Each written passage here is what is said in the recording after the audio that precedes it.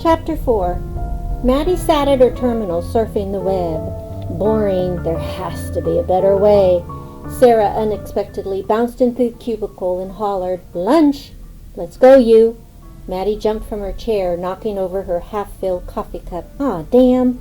She grabbed her keyboard, shaking it. "Oh, shit! Grab the pictures!"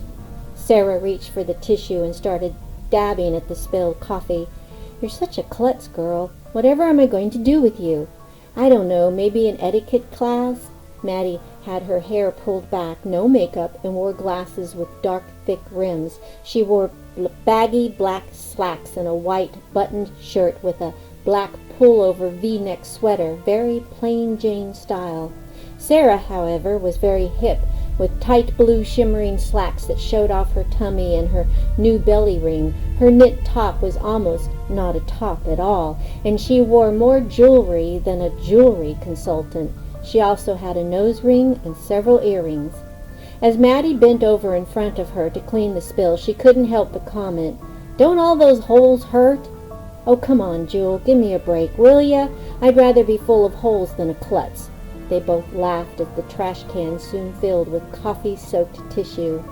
"Now," Sarah urged, "let's go." The girls walked down the hall, with Maddie flapping her flip-flops and Sarah clopping along in her 4-inch-high clogs. Sarah sighed, "Damn! Look at that line waiting for the elevators. Let's take the stairs." 14 floors? Are you crazy? "Come on." Sarah grabbed Jewel's arm and pulled her toward the exit. "Now, how can a girl with such a beautiful name be so damn ugly?" He stood leaning against his cubicle, rubbing his finger around the rim of his coffee cup. Maddie stopped dead in her tracks. She lowered her head and frowned and looked away. "Oh, Jewel," Sarah said, "ignore this fat-ass jerk. He just backed up from not fucking for 20 years. She took Maddie by the arm and opened the door to the stairs. "I've got to remember I'm Jewel," Maddie thought. "Put Maddie out of your mind." Before they could get out, Fred decided on one more demeaning mark. "I'd rather never have sex again if I ever thought I'd have to screw one of you two." "Stick it, Fred," Sarah snapped. "Don't forget we can get you for harassment, you old fart." "I should get you two for harassment," he sneered. "You harass me with your ugly looks." "Shit." Sarah slammed the door behind them. They hurried down the stairs. Once outside, an out-of-breath Sarah tried to comfort Maddie. "Hey, he's just a jerk. I bet his old lady doesn't even put out, that is, if he even has an old lady. He stinks. He probably never uses soap. Don't let him bother you, okay?" "Okay," Maddie said as she wiped away a tear. "Another great talent, tears on demand," she told herself and smiled inwardly. "Let's eat." They found an empty table by the window and settled in and ordered their lunch. "Hey," Sarah said, "want to play hooky this afternoon?" "I don't know. Wouldn't we get fired?" "You can't get fired, dummy. You're from a temp agency. That's the beauty of it." "Nah, I've got a kid and I just can't risk it." "Whatever happened to the father? Or shouldn't I ask?" "I'm surprised you haven't before now. I've been here 6 months and you've never said a word." "Well," Sarah smiled, "we're just now getting close enough that I feel it's okay to ask. You know, you may look strange, but you're the best friend I've ever had. Honest." "Well," Maddie took a deep breath, "he was murdered." "Murdered? How?" "He fired a guy and the guy came back and shot him. I'll never forget that phone call. Never. I just put Toby down for a nap. He was almost 3. It was 11:35 in the morning. I'll always remember that because I watched a television show that started at 11:30 and I was aggravated that I was missing the first 5 minutes of it. Silly now, huh?" She stared out into nowhere, deep in thought. Sarah sat back and stared at Maddie, her eyes beginning to swell. She was holding back the tears. Her mouth hung open and she didn't even realize it. "Anyway," Maddie continued, "I was cleaning up the lunch mess when the phone rang. I figured it was Jake, so I said, 'Hi, sweetheart.'"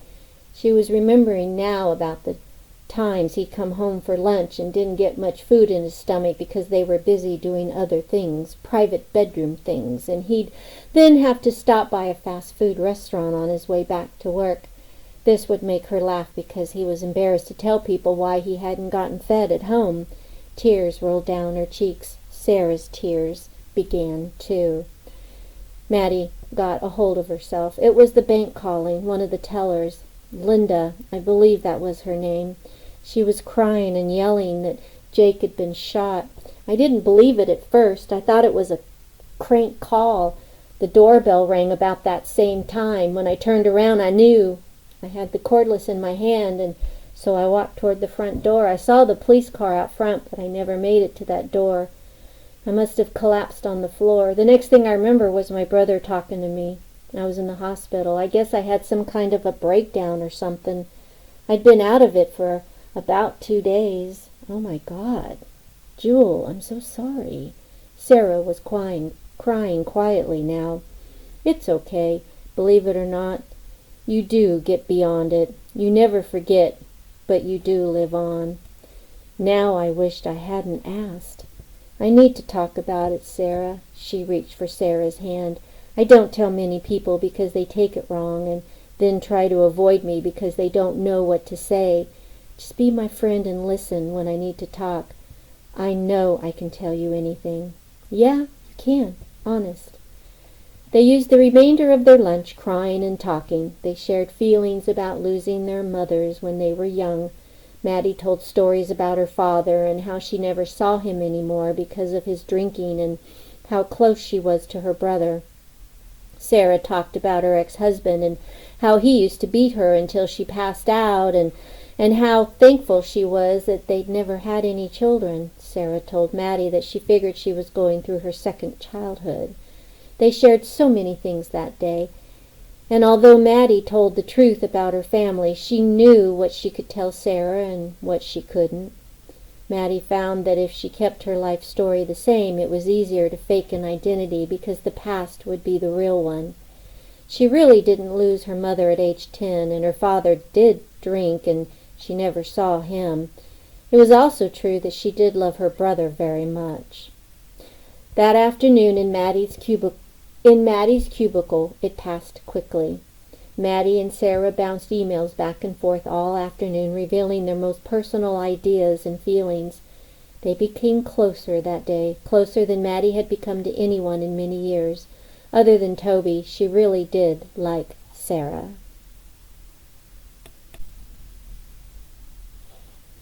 Sarah popped into Maddie's cubicle again, making her jump. Hey girl, it's 5 o'clock. Closing time. Let's go.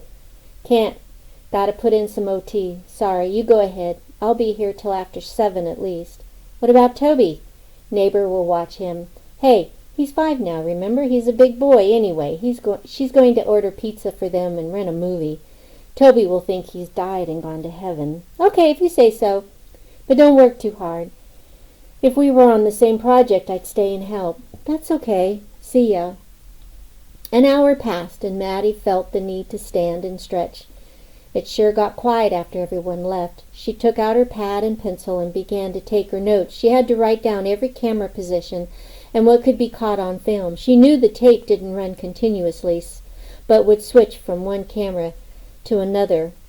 She also knew that when activated, a red light blinked from beneath the camera. When she first arrived, Maddie had felt it important to become friends with the security guard downstairs. He was full of valuable information. Strange what someone will tell you if you talk to them all the time. She'd buy a snack in the afternoons and share it with him. She never asked any questions. She just listened. Maddie was happy she could always take her time completing her assignments. She was never rushed. If it took a week or a year, it didn't matter as long as she was successful and didn't get caught. But she liked this company. It was huge with lots of money. Ultratrans Corporation was a civilian contractor working for the Air Force and had many contracts worth millions of dollars. They built engines and gears for something. She wasn't exactly sure what. Maddie worked in the technical division and typed up technical manuals. She actually liked the job. It was usually never boring, but today she was on hold until some writer finished his part. Unfortunately for her, the writer would be completing it later that day, so she had to wait until evening. But it made a great excuse to go snooping through the building. Maddie was very careful, for she had promised herself she'd never make a slip-up. After all, she did have a child she was solely responsible for now. She walked up and down the halls taking notes. By 8 o'clock she had finished a complete diagram of the floor, which allowed her to walk from one side of the huge complex to the other without being seen by the cameras. This may come in handy someday, she told herself. Now I'll memorize it so I can destroy the paper copy. Never leave any evidence in your home car or person. Check your pockets every night, the counselor would lecture over and over again. The first time you forget is the first time you will get caught. Maddie was careful, very careful. At 10 that evening, Maddie knocked on her neighbor's door, and Toby came running. "Oh, Mommy, I had such a great time. Can I do this again?" Maddie smiled. "Soon, honey. Now let's go home and get some sleep." She gave her neighbor some money and thanked her. "Hey, any time," the woman said. "He helps to keep mine in line, and they entertain each other so well. We'll talk more tomorrow. Night, Maddie." "Night, Karen, and thanks again." "Hey, any time, really." Karen closed her door. Maddie used her key, and they both entered the small apartment. She was extremely tired. She finally got an overexcited Toby off to bed, all the while hearing about the great tasting pizza and the rented movie. By 11, she was finally able to drag herself into her room. Standing in front of the mirror, Maddie couldn't believe what she was looking at. A skeleton of a human was looking back at her. "Damn, I'm looking ancient. I know I have to be skinny for this assignment, but I think this is a little ridiculous. It'll take me months to get back into shape. No wonder I'm so tired." She started a bath and got ready for bed. The hurt was still there, always ready to surface. And it would probably always be there. Maddie decided that this hurt was a part of her now, and she'd just have to learn to live with it. She climbed into the warm bath and remembered the time Jake fell asleep in the tub. She remembered how he started to choke and cough, and she had run in from the bedroom only to catch him laughing hysterically at himself. Realizing what he had done, they both began to laugh. He tossed bath water at her, and she ran into the kitchen to grab a cup of ice water. She ran back into the bathroom and tossed the cold water onto his warm skin, instantly giving him a chilling shock. Out of the water he jumped, grabbing her, and falling back into the tub. They made love for hours, in and out of the water. She could still feel his warm arms around her, and she could still hear his gentle, deep voice, and smell and taste his breath. Maddie cried herself to sleep that night, alone. Her email the next morning announced a staff meeting at 9 a.m. sharp. She glanced at her watch. 10 minutes, huh? Okay. She grabbed her cup and headed for the coffee pot. "Hey, Jewel, have you heard?" Sarah bounced into the kitchen, looking as wild as ever. "Heard what?" "That Mr. What's-His-Face is being transferred here. That's what this meeting's all about." Yeah, Maddie had heard all about Mr. What's-His-Face. She'd heard about him over a year ago before she came to work here. Her company had been notified that he would transfer to this complex in August. It was more logical to plant someone in this facility ahead of time rather than to try to get that person transferred along with him without raising any suspicions. "Who's What's-His-Face?" Maddie asked. "Some bigwig. I hear he did naughty with one of the secretaries at the D.C. office, so they're sending him here. I guess we get to be chased around instead." "Wow, what a punishment. Send him here to Michigan. Must be like sending him to the North Pole." Maddie laughed. "Yep, anyway, they're going to pick his personal assistant soon." "Well, it won't be me." "Yeah, they'll probably pick that Miss Barbie look-alike in Division 3. Hey, let's go. We'll be late." They walked into the crowded meeting and headed straight for the back of the room. It was filled with gossiping employees. The boardroom would comfortably fit about 50 people, but over 100 were packed in today, standing room only, with more waiting in the hallway. "This is really stupid," Sarah whispered. "Yeah, tell me about it," Maddie agreed. "May I have your attention, please?" Mr. Knotts announced, tapping on the microphone. Mr. Knotts was the director of Northern Operations. He was close to retirement, and Maddie thought the world of him. He never fussed when she had to take time off for Toby. If this was a real job, I'd stay forever, she told herself on many occasions. Even though her current position was considered a temporary 2-year placement, she felt like Ultratrans was her employer and home. She was truly happy here, but she knew her time was coming to an end real soon. Mr. Knotts continued, I'd like to introduce our new Senior Vice President of Production, Mr. John Lawson. He is now a junior partner with the company and was formerly the production manager at our D.C. office. He loves the water, he owns his own boat, loves to water ski, and loves sushi. People began to clap and whistle. Although the rumors were well known to most, the men still thought of him as a savior. After all, he flirted with the ultimate no-no and got away with it. The women clapped because most had fantasies about him. John Lawson was extremely handsome, a fit man, 40s, with slightly graying temples. He was not married and drove a sweet little red sports car. Most of the women would cherish a flirt or two from him. Even Maddie thought he was nice to look at. Thank you, John Lawson said. By the way, my boat is being shipped here and should arrive in a few weeks. I will try hard to invite each and every one of you on board at some point. He was waving his hands in the air and smiling like the Cheshire cat. What a joke, Sarah whispered. What did he swallow, a canary? You're telling me, Maddie replied, rolling her eyes. Mr. Knotts continued, I wanted to let all of you know that we will be looking over your resumes for the most qualified individual to be Mr. Lawson's personal assistant. To assist in what? Sarah asked. Shh, Maddie laughed. And we will be announcing who that person is later this week. But in the meantime, Mr. Lawson will be making his rounds to meet each and every one of you. So let's take some time and enjoy these refreshments up here and mingle. Please, let's make Mr. Lawson feel welcome. The laughter began and voices grew louder. While people headed for the cookies and drinks, the girls slipped quietly back into Maddie's cubicle. That was too funny, Sarah laughed. He is a cutie, though. Yeah, if you like aging guys with a habit, Sarah declared. What habit? Women! They both laughed, staying in Maddie's cubicle until people began filtering back to their desks. They had fun that morning, and Maddie knew she'd be having more fun soon. It wasn't until 4:30 that afternoon that Mr. Lawson stepped into Maddie's cubicle for a quick visit. Miss Maxwell? Miss Jewel Maxwell? Mr. Lawson stood tall and straight, his arms built only to hold his notepad. Up close, Jewel could tell that he was unquestionably the ladies' man. He stood about 6 feet tall with lean, firm features. His graying temples created a seductive aura about him.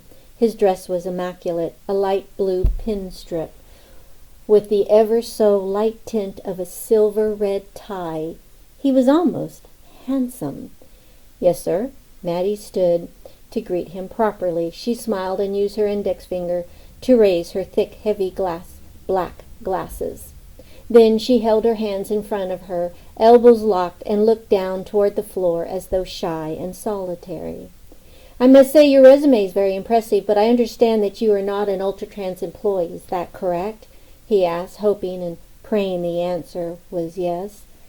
That's correct, Mr. Lawson, Maddie said softly and timidly. I work for Executemp. It's an agency that places individuals in temporary positions.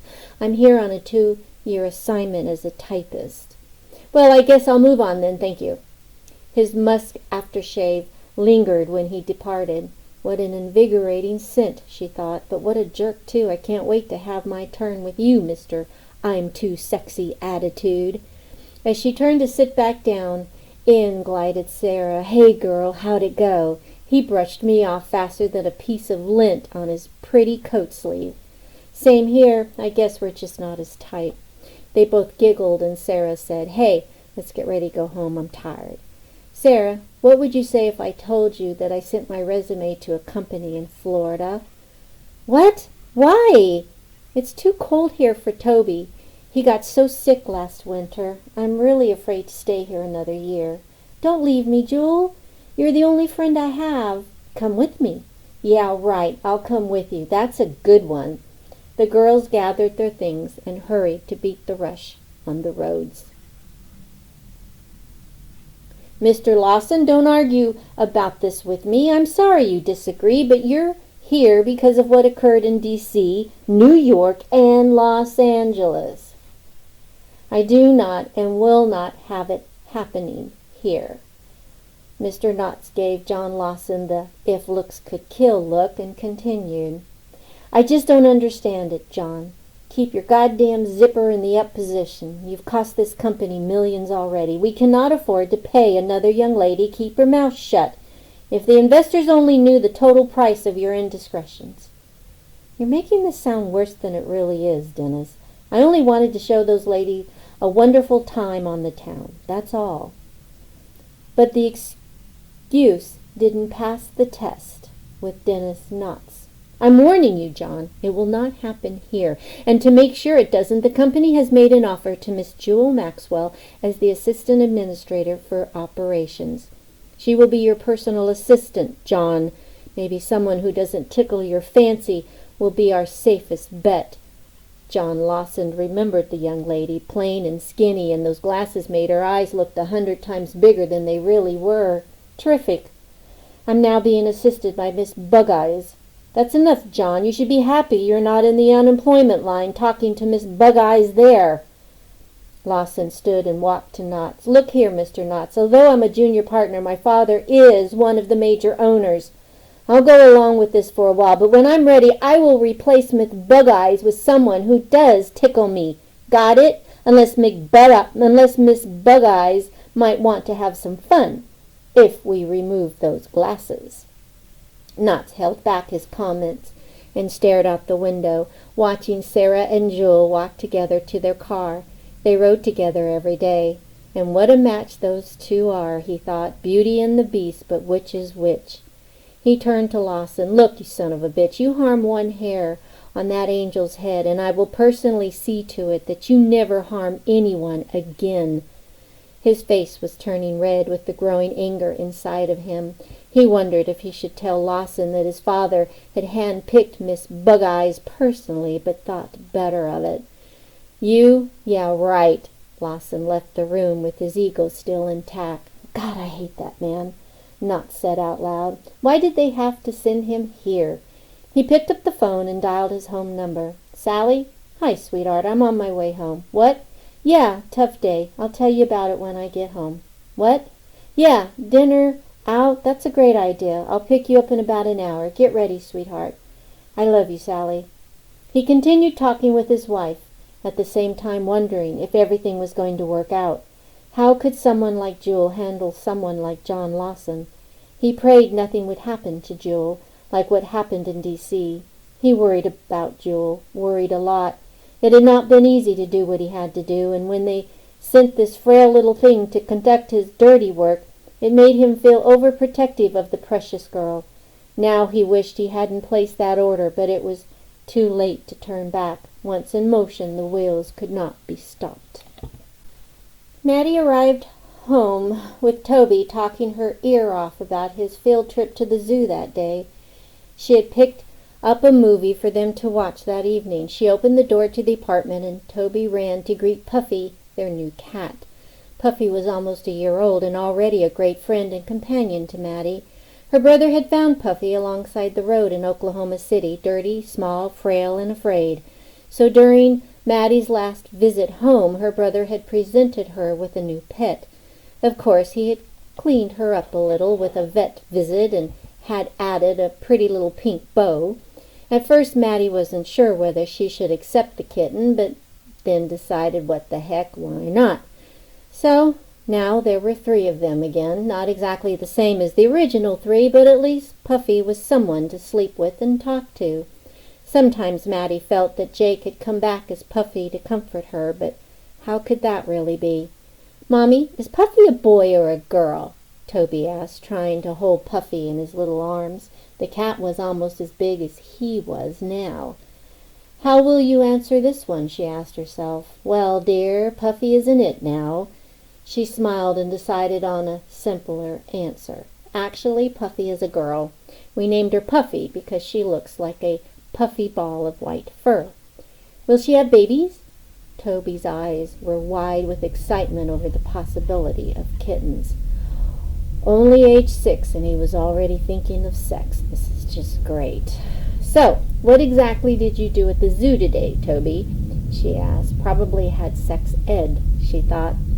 We saw baby animals, Mommy, and the zookeeper said that all girl animals have babies. So will Puffy have babies? Not today. Not today, Toby. She decided on chicken nuggets and potato fries for dinner and maybe some peas. She went to the refrigerator and picked through the freezer, hoping Toby would change the subject. Well, maybe we need a daddy cat too, Toby surmised. All right, young man, let's just feed Puffy, okay? She opened a can of cat food. Here's the can, and here's the spoon. See if you can keep it in the bowl. Yeah, right, man, no problem. Toby was using his imitation of a man's deep voice. He hunched his shoulders and waddled to the cat's bowl. Come on, girl, come get some dinner. I'm not going to make it, she thought. He's already driving me nuts. While the food baked in the oven, she gave Toby a quick bath. Within a few minutes he ran into his room to grab his pajamas, and Maddie pulled the large comforter off her bed. She spread it out in front of the television. Yay, a carpet picnic! Toby hollered. Okay, now find your place and settle in. Toby grabbed the pillows from his bed, her pillows, and the couch pillows. She loved having carpet picnics with Toby. She wanted to share everything with him, everything she could that her and his father had shared. As she fixed their plates, she was remembering the carpet picnics she had shared with Jake before Toby joined them in this world. Every time they ended up making love till all hours of the night. Maddie believed that Toby was created during one of those carpet picnics. She sighed and took the plates into the living room. She placed one in front of Toby, who was now surrounded by pillows. Comfy? She asked. You bet. What do you want to drink? Can I have chocolate milk, Mommy? Only if I can put it in a sipper cup so you don't spill it. Okay, Mommy, I love you. I love you, Toby. She handed him his sipper cup with chocolate milk and popped in the tape. She settled back against the couch with her dinner in her lap. But instead of concentrating on the cartoon movie playing in front of her, she thought about work. Not her daily work, but how she was going to accomplish the task at hand. Mr. Knotts had approached her right at closing time and offered her the position as Assistant Administrator of Operations. It was actually the personal assistant to Mr. John Lawson, but with a better sounding title and a higher salary. Sarah had almost fainted. Maddie pretended to stutter and look shocked, but she agreed to meet with Mr. Knotts in the morning to discuss the details. This had been the plan all along between the agency and Ultratrans. She wasn't sure just how much Mr. Knotts knew, but that wasn't her concern. She had her orders. Before she realized it, the movie was over, and she was putting the dishes in the sink. Toby was almost asleep, so she gently picked him up and carried him to bed. She climbed in and wrapped her arms around him. She could sense Jake in Toby. Please don't ever leave me, Toby, she said silently. I could never live through it.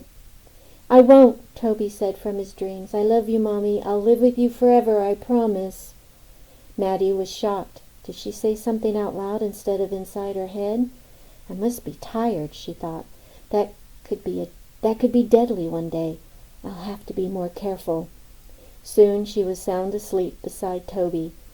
She slept well that night, better than she had in several months, but in her dreams she saw how she would do it, and she knew it would work. It had to work.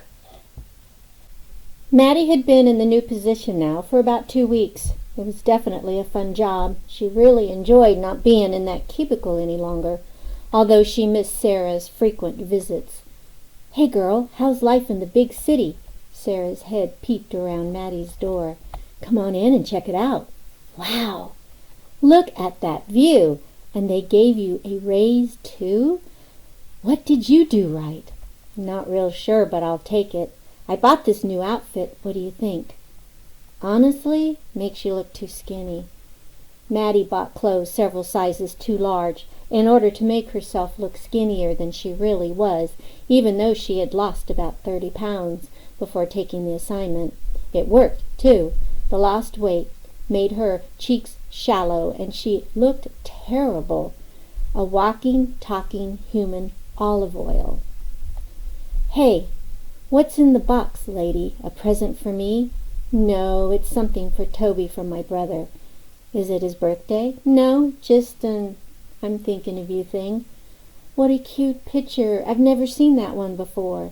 Mattie had hung a picture of Toby in her office. He had been playing in the mud and had painted a picture on the sidewalk with his dirty hands. He was a total mess, but was proudly showing off his work. Mattie loved the photo and had it blown up and professionally framed. "Well, I never had an office before, so I now have a place to show it off." "Terrific. Hey, gotta run. Where for lunch?" This is going to sound gross, but how about the cafeteria? "Sure. I've got a deadline anyway and probably shouldn't leave. See you soon." "Okay, later." Mattie picked up the small package and held it as though it was worth $1,000,000. She turned it around in her hands and examined it. "You are my solution. Sometimes I'm just too smart." She opened the box carefully and took out the package inside. It was in clear shrink wrap and didn't look dangerous at all. There was Vietnamese writing on it, which of course she couldn't read. "Bet it says caution." Mattie laughed at her slyness. Her employers were great. Ask and it is given. She couldn't think of anything that she had asked for that she did not get, and things arrived rather quickly, too. This was just too easy. "So this is the mysterious puffer fish," she thought. The little package was guaranteed to have the tetrodotoxin poison all through it. She was told to wear gloves, and no matter what, to not get it near Toby or herself. "Do not eat it, do not touch it." "I wonder if I can look at it," she mused aloud. She pulled out some long tweezers from her desk. She found them at a garage sale years ago and knew they'd come in handy. Mattie bought anything that looked like it might come in handy someday. She had a closet full of someday handy stuff. She put the package and the tweezers into a small paper bag and slid them into her bottom desk drawer. She then took the box it came in and slipped it into her purse. She'd discard it at home. As she got ready for lunch, Mattie took a $5 bill from her wallet and locked her desk, with her purse and the puffer fish safely tucked away. Pufferfish, Puffy the cat. Too weird.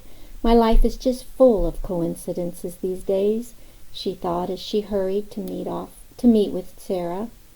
Sarah was waiting in front of the cafeteria just as planned. Today her hair was short and orange. She changed her hair color as often as she changed her clothes. She was wearing a tight pink silk miniskirt and a black silk top that was so tight nothing was left to the imagination. Sarah knew that what she wore or how she looked didn't matter to her friends. "Hey, girl!" Mattie was happy to see Sarah. "Today's special is 6-day-old chicken, fried in the dirtiest grease ever." Sarah was standing in front of a menu, acting like an announcer. "The cholesterol levels are, of course, off the scale. Come on in and shorten your life today for only $3.95, and don't forget, all the tea you can drink and the scum is absolutely free." "You are one sick puppy," Mattie joked. "Let's eat. Sounds great." They sat down with their trays, and Mattie decided she'd go fetch the forks and straws. She was picking through the utensils for the cleanest ones when she heard a familiar voice coming from behind. "You'd clean up pretty good if you'd let me help. I bet there's actually a figure worth playing with under those baggy clothes." Mattie swung around, only to come face to face with, as Sarah would say, old fart Fred. Terrific! Just what she needed. She wished she could just knee the old jerk between the legs and get it over with, but of course she had to play the part. "Think quick, girl," she told herself. Fred looked around to see who was paying attention. No one. Great. He reached out and brushed his hand along the side of Mattie's breast. "I'll kill him," she decided. "Not sure how, but I'll kill the bastard." "Stop it!" she shouted. "What are you doing, Fred?" That not only got Sarah's attention, but everyone else who was in the room. "Hey, I'm sorry. I accidentally bumped into you, babe. I didn't mean to. I'm sorry." Sarah jumped at the chance. "What the hell do you think you're doing, you sicko?" She ran to Jewel's side and immediately took up guard. "Get the hell away from her!" Mr. Knox was only a few feet away enjoying the greasy chicken, but when the commotion started, he stood and walked up to the girls. "What seems to be the problem here?" he asked. "Nothing, really, Mr. Knox," Maddie said. "It was just a misunderstanding, really." "What the—" Sarah exclaimed. "Shh!" Maddie motioned to her. "Well, if you're sure," Mr. Knox said, "then let's all go back to our lunch, shall we?" He looked sternly at everyone involved and went back to his seat. Maddie took Sarah by the arm and left Sicko Fred by himself, wondering what had just happened. "Drop it, Sarah. Really," Maddie said. "Things will take care of themselves. He's not worth it. Honest." "Jewel, that man deserves to be fired. He just won't leave you alone." "I know, but let's give it a rest." Of course, Maddie had other motives. She would take care of that man on her own time. Toby was crying when Maddie went to the daycare to pick him up. He was sitting on the curb, hugging his legs, rocking back and forth. "What's wrong, honey?" Maddie asked. The head instructor hurried out to meet her as she walked up to Toby. "Mrs. Olson, Toby had the worst day." She looked very concerned, but also had a slight grin on her face. Maddie was not sure what was going on, but felt she'd better talk to Toby. "Oh, such as?" Maddie asked as she sat next to Toby on the curb. "Toby," Mrs. Matthews said, "would you like to tell your mother what happened, or shall I?" Mrs. Matthew was a wonderful lady in her 40s. She wore her black hair short, and her clothes were very conservative, but looked comfortable. After all, she did chase after 50 children every day. What Maddie liked the most about her attire was her shoes. Even though Mrs. Matthews wore a skirt or dress every day, she was never seen without her running shoes. It made for a rather impressive look. "You have to be comfortable when you have this many little ones to run after," she had told Maddie on several occasions when she'd seen Maddie looking at her shoes. They were both always laughing. It really was a sight. "No, you tell her. I'm too bare-assed." Toby snorted. "You're what?" Maddie asked, eyebrows raised and holding back a laugh. "You know!" He rolled his eyes at Maddie, angry that she was now pulling his chain when he didn't need it pulled. Mrs. Matthews giggled and decided this would be a good time to interject herself into the conversation. I believe the word he's seeking is embarrassed." "That's what I said! Bare-assed!" Again, Toby rolled his eyes in total disapproval of the whole situation. His day was obviously going downhill every minute and not getting any better. Maddie cupped her hands in her lap and tilted her head to look down into Toby's eyes. This wasn't easy, since Toby almost had his forehead on the ground. Then she felt it better to give this strong-willed 6-year-old his space and sat up straight. She looked over her shoulder at Mrs. Matthews and smiled. Then she looked back at Toby. "We'll talk." This time she had a look of complete professionalism. She was being serious here, no matter how hard it was. Toby sat very still, looking at the ground. He used his finger to play with the dirt. He was completely hunched over and was obviously unhappy. "Come on, big guy, what's up?" Maddie prodded. "I'll tell you all about my bad days, don't I?" Toby sighed and said, "I was humped on." Mrs. Matthew added, The word I believe he's searching for is dumped on." "Oh, sorry," Toby said. "I see." Maddie looked up at Mrs. Matthews again and sighed. "I'm never going to make it," she thought to herself. "He's just too smart for his own good." She smiled at Mrs. Matthews and scrunched her shoulders as if to say, "Don't know." "Okay, big guy," Maddie said. "I guess we'd better head home, and you can tell me the whole story in the car." "Okay, Mommy. But, Mommy, I don't ever want another girlfriend, ever." Toby's frown was almost off his face. "Okay, come on. Get in the car, Mr. Casanova." Thanks, Mrs. Matthew. Sometimes an interpreter comes in handy. I guess you speak his language better than I do. If you only heard half the things I do, you'd understand too." They both had to chuckle. "See you tomorrow, Mrs. Olson. Bye, Toby." Mrs. Matthew waved from the steps. "Bye," Toby said grudgingly. On the way home, Mattie and Toby had a very long heart-to-heart talk. How she wished Jake were here to help her. This kind of stuff was supposed to have been his job. But she had to play the part for him now, and she wasn't going to let either of her men down. Not now, not ever. Toby's life was hers. Her life was his. They both had to go on. She listened silently to the story throughout the whole ride home, and by the time they got home, Toby was almost back to normal. He ran into the apartment and immediately scooped Puffy into his arms, and Mattie began her evening ritual of dinner, bed, and bath. Thank God her time at Ultratrans was almost over. Chapter 4 was pretty long, so I'll put Chapter 5 in the next video. One of the reasons I keep stumbling is because there's so many errors in this book. I had it published by Author House. I paid $5,000 to have editorial services, and it is loaded with errors. And so when I come across them, I have a tendency to trip. So you'll be able to hear all the errors as I'm reading them. It is very aggravating. So I think what I'm going to do is I'm going to quit reading it on the screen, because I don't want you all hearing the click every time I need to go from page to page. But I'm going to get the book out, and I'm going to start reading it from the book, so you'll probably hear me turning the pages, and I apologize for that if that bothers you. And I'm going to start making notations in the books when I start seeing these errors, because they're driving me crazy. We are going to republish this under the Indignor House seal, but we definitely want to get all the typos out of it before we do. If you have a book that you'd like to have republished and have edited professionally and given a lot of care and dedication, hey, contact us at Indignor House. We might be able to help you out. And once again, we're not a vanity press. We pay our authors don't pay us.